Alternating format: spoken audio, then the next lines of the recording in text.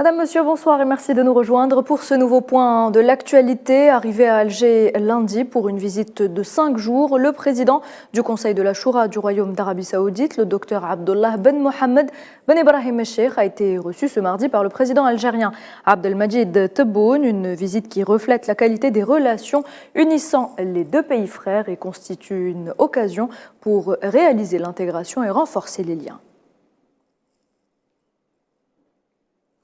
Décès ce mardi du prisonnier politique Khadr Adnan, haut responsable du djihad islamique qui était en grève de la faim depuis 87 jours dans les geôles sionistes. Un ultime dépassement face auquel le mouvement palestinien hausse le ton. L'autorité palestinienne exige une enquête internationale.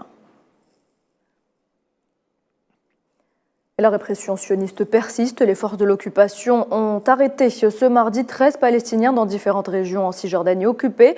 Elles ont notamment pris d'assaut plusieurs régions dans le gouvernorat de Ramallah, celui d'Al Khalil et dans la ville de Beit el-Lahm. L'entité sioniste qui s'attaque également à la Syrie. Des frappes aériennes sur la province d'Alep dans le nord du pays ont causé la mort d'un soldat et blessé 7 personnes, dont 2 civils. L'aéroport international a également été touché. Il n'est pour l'heure plus opérationnel. 3 missions diplomatiques iraniennes en Arabie Saoudite ont repris leurs activités. C'est ce qu'a annoncé le porte-parole du ministère iranien des Affaires étrangères, évoquant une nouvelle étape du rétablissement diplomatique du pays au Moyen-Orient. L'ONU redoute un exode massif du Soudan où les combats font toujours rage. La situation sanitaire dans le pays est depuis des décennies une catastrophe, a déclaré l'Organisation mondiale de la santé. Une catastrophe qui pourrait forcer plus de 800 000 personnes à fuir le pays.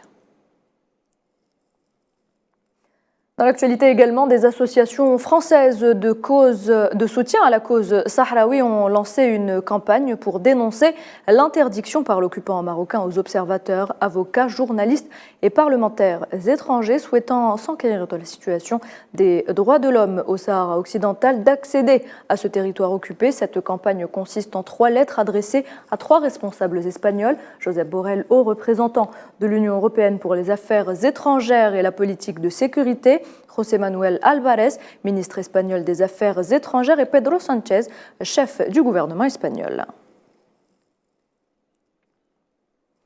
Les États-Unis appellent à l'élection d'un président au Liban afin d'unir le pays et de mettre en place rapidement les réformes nécessaires pour sortir son économie de la crise. Un appel émis par le département d'État à l'adresse des leaders politiques libanais.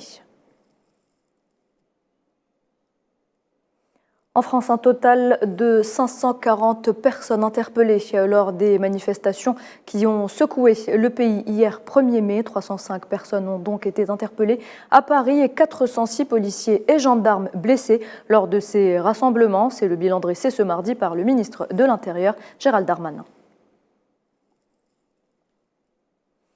Conflit russo-ukrainien, alors que les opérations se poursuivent sur le terrain, le soutien de certains pays à l'Ukraine se maintient. Le Danemark a d'ailleurs annoncé qu'il fera un don de 250 millions de dollars à Kiev à des fins militaires. Et puis le Kremlin a déclaré qu'il continuerait d'exiger une enquête internationale sur les explosions qui ont endommagé les gazoducs Nord Stream l'an dernier. Le porte-parole du Kremlin, Dmitri Peskov, a déclaré qu'une enquête impartiale était nécessaire. Et voilà, c'est la fin de ce point de l'actualité. Merci de l'avoir suivi. Je vous retrouve à 19h pour le journal de la rédaction.